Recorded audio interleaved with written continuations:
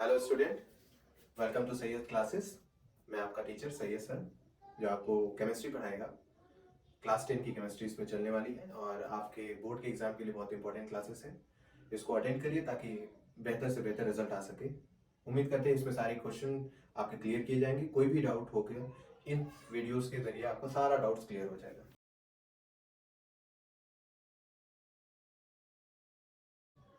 तो स्टूडेंट, आज हम लोग स्टार्ट करने वाले हैं क्लास 10 का केमिस्ट्री चैप्टर। बहुत इंपॉर्टेंट चैप्टर है आप लोगों के लिए। कॉपी पेन निकाल लीजिए, बढ़िया से एकदम ध्यान से देखिएगा और नोट्स बढ़िया से बनाइएगा। चैप्टर का नाम है कार्बोनेट्स कंपाउंड और ये ऑर्गेनिक केमिस्ट्री का एक चैप्टर है। बहुत इजी चैप्टर है, टफ नहीं है अगर थोड़ा सा ध्यान दिया जाए और वीडियोस को बेहतरीन से अगर देखा जाए इसको बेहतरीन से, तो काफ़ी ज़्यादा इजी टॉपिक होगा। परेशान होने की जरूरत नहीं, आराम से हम लोग मिलकर काम करेंगे। तो कार्बोनेट्स कंपाउंड चैप्टर का नाम है और इसमें टोटल एलिमेंट हम जो को पढ़ रहे हैं वो है हमारा कार्बन। तो हमारा एक एलिमेंट है जिसका नाम कार्बन है और उसका सिंबल है सी। कार्बन का जो एटॉमिक नंबर होता है वो होता है आपका 6। अब एटॉमिक नंबर 6 होने की वजह से इसकी इलेक्ट्रॉनिक कॉन्फ़िगरेशन की जाती है 2,4 से। इनके आउटर शेल में 4 इलेक्ट्रॉन पाए जाने की वजह से इस कार्बन एलिमेंट को एक और नाम से जाना जाता है, उसे बोलते हैं tetravalent element. Tetravalent element बोलते हैं। यहाँ पर टेट्रा का मतलब होता है 4 और वैलेंट का मतलब होता है वैलेंसी, यानी ऐसा एलिमेंट जिसके आउटर शेल में 4 पाया जाए उन्हें हम बोलते हैं टेट्रावैलेंट एलिमेंट, 4 वैलेंसियों वाला एलिमेंट। अब कार्बन को अपने आप को स्टेबल करना होता है, तो स्टेबल करने के लिए क्लास 9 में हम लोगों ने देखा था कि इलेक्ट्रॉन क्या करते हैं, एलिमेंट या तो लूज करते हैं या तो गेन करते हैं। अगर कार्बन इलेक्ट्रॉन को गेन करे, उनके पास पहले से आउटर शेल में 4 इलेक्ट्रॉन है, इनको चाहिए कितने टोटल 8 इलेक्ट्रॉन।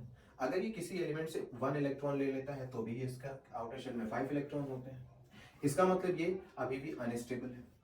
अब अगर 2 इलेक्ट्रॉन भी ले तो भी अनस्टेबल, 3 इलेक्ट्रॉन ले तो भी अनस्टेबल है, 4 इलेक्ट्रॉन हाफ पोर्शन में हो जाता है जिसकी वजह से कोई एलिमेंट 4 इलेक्ट्रॉन लेने के लिए तैयार नहीं होता। इसका मतलब है स्टेबिलिटी क्या हो जाती है, पूरी तरह से रुक जाती है।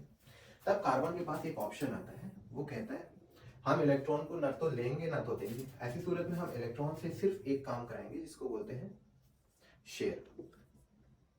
ये कार्बन क्या करता है, एलिमेंट से शेयर कराता है अपने इलेक्ट्रॉन को। अब कार्बन अपने आप को इलेक्ट्रॉन से देके इलेक्ट्रॉन को लेके शेयरिंग कराता है और इस शेयरिंग की वजह से कार्बन को बुलाया जाता है covalent element. Covalent element, covalent element यानी ऐसा एलिमेंट जो अपने आप को स्टेबल बनाने के लिए इलेक्ट्रॉन को शेयर कराता है। अब कोवैलेंट एलिमेंट में कार्बन किस तरीके से बॉन्ड बनाता है, इस तरीके से, जैसे कार्बन हो गया, टेट्रावैलेंटी वैलेंसी होने की वजह से ये 4 इस तरीके से बॉन्ड शो करेंगे। और अगर कोई इसके साथ मिलने वाला हुआ तो ठीक है, नहीं तो ये खुद के कार्बन के साथ एलिमेंट बनाना, बॉन्ड बनाना शुरू कर देगा ताकि ये अपने आप को स्टेबल कर सके। अब 4 कार्बन के ये इलेक्ट्रॉन हो गए, दूसरा एलिमेंट आता है जो कि कार्बन है, उसके अपने खुद के भी 4।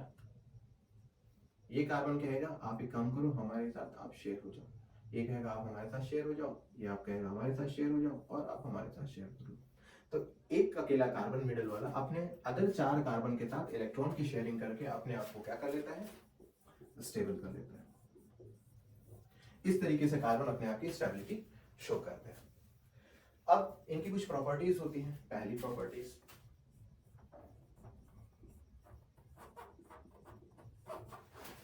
कार्बन की प्रॉपर्टीज में पहली प्रॉपर्टीज क्या होती है, नंबर 1 जो हम लोगों ने पढ़ा, कार्बन क्या होता है, कार्बन एक टेट्रावैलेंट एलिमेंट होता है,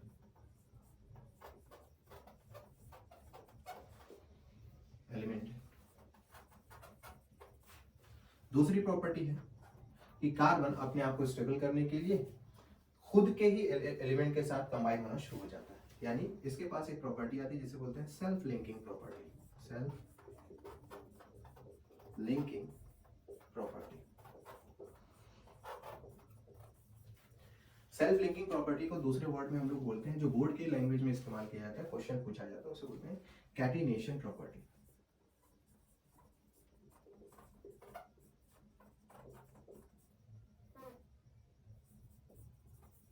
कैटिनेशन प्रॉपर्टी। कैटिनेशन का मतलब होता है खुद से जुड़ने की ताकत। एक कार्बन दूसरे कार्बन तीसरे कार्बन चौथा कार्बन, इस तरीके से कार्बन अपने आप को ज्वाइन करना शुरू कर देता है। तो आज की क्लास में हम लोग जो पढ़ने वाले हैं वो है, बेसिक चीजें तो हो गई, आज जो क्लास में पढ़ने वाले हैं कोवैलेंट कंपाउंड के बारे में पढ़ेंगे। अब कोवैलेंट कंपाउंड के बारे में ये जानना है, कार्बन जो होता है वो कोवैलेंट एलिमेंट है, इसलिए वो कोवैलेंट कंपाउंड भी फॉर्म करा देता है। अब कोवैलेंट कंपाउंड कैसे फॉर्म कराएगा? अपनी कुछ प्रॉपर्टी की वजह से। प्रॉपर्टी है टेट्रावैलेंट एलिमेंट, यानी वो इलेक्ट्रॉन को शेयर कर सकता है, खुद से ही सेल्फ लिंकिंग कर सकता है, और या तो अलग से सेल्फ लिंकिंग कर सकता है। अगर वो सेल्फ लिंकिंग खुद से किया तो वो तीन तरीके से सेल्फ लिंकिंग करना शुरू करेगा। पहला, या तो वो कार्बन कार्बन कार्बन सीधी चेन बनाएगा, जिसको हम लोग बोलते हैं स्ट्रेट चेन।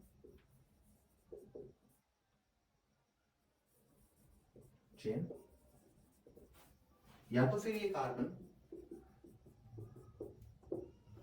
ब्रांच में जुड़ना शुरू हो जाएगा, इसलिए इसको बोलते हैं ब्रांच चेन।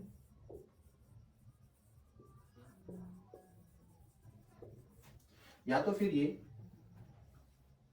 यहां लिख देते हैं, या तो फिर ये क्लोज चेन बनने शुरू हो जाएगा कुछ इस तरीके से। इसको बोल देते हैं क्लोज चेन या साइक्लिक चेन।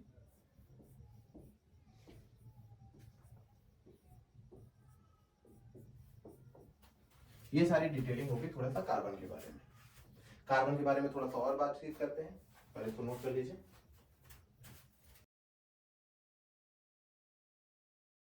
तो अब कार्बन को जो है हम लोग देखेंगे कि नेचर में कार्बन किस तरीके से फॉर्म होता है। इसके फिजिकल थिंग्स के बारे में देखते हैं। तो अगर मैं कार्बन के बारे में बात करूं तो कार्बन नेचर में कुछ दो स्टेट में पाया जाता है। या तो वो फ्री स्टेट में होगा, या तो फिर वो कंबाइंड स्टेट में होगा। Combined state. फ्री स्टेट का मतलब है कि कार्बन पूरी तरह से फ्री रहेगा, किसी के साथ इसका कॉम्बिनेशन नहीं होगा। जैसे हम बात कर सकते हैं ग्रेफाइट की, डायमंड की बोल सकते हैं, ये दोनों। और इसी तरीके से एक बल्क मिनिस्टर फ्लेवरेंस होता है, ये पूरी तरह से फ्री स्टेट में मिलते हैं।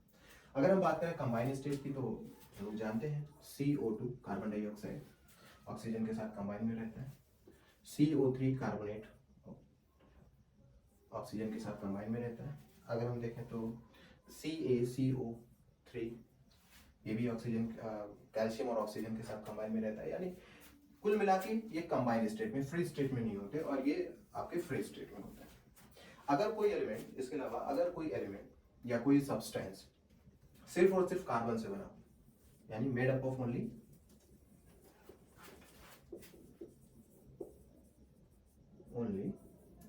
कार्बन एटम, अगर सिर्फ और सिर्फ वो कार्बन एटम से बना हो, तो ऐसी सूरत में उसको बोलते हैं allotropes of carbon. Allotropes form of carbon. Allotropes का मतलब होता है सिंगल एलिमेंट कॉम्बिनेशन। जैसे अगर हम बात करें ग्रेफाइट की या डायमंड की बात कर लें, तो डायमंड का एक कार्बन अपने अगले 4 कार्बन के साथ ज्वाइंट होता है। यानी अगर हम पूरे स्ट्रक्चर को डायमंड के खोल के देखें तो हमें मिलेगा कार्बन अगले अपने सिर्फ कार्बन नाम के एलिमेंट के साथ ही कंबाइन किया गया। तो ऐसा कोई भी हो, ग्रेफाइट भी होता है तो उसके अंदर सिर्फ कार्बन ही कार्बन पाए जाते हैं। अगर इनका मॉलिक्यूलर स्ट्रक्चर खोला जाए तो हमें सिर्फ और सिर्फ कार्बन मिलते हैं। तो अगर कोई भी सब्सटेंस जो सिर्फ और सिर्फ कार्बन से मिलकर बना हो तो उसे हम बोलते हैं एलोट्रॉप्स फॉर्म ऑफ कार्बन। तो आज की हम लोग जो क्लास किए हैं वो हमारा बेसिक क्लास था कार्बन के बारे में, और नेक्स्ट डे हम लोग इसके बारे में पढ़ते हैं कि कार्बन का वर्सटाइल नेचर क्या होता है। कार्बन टेट्रावैलेंट एलिमेंट होने की वजह से इनके पास वर्सटाइल नेचर होते हैं, उनके बारे में हम लोग अगली क्लास में पढ़ते हैं। तब तक के लिए इसको पढ़ते रहिए आराम से।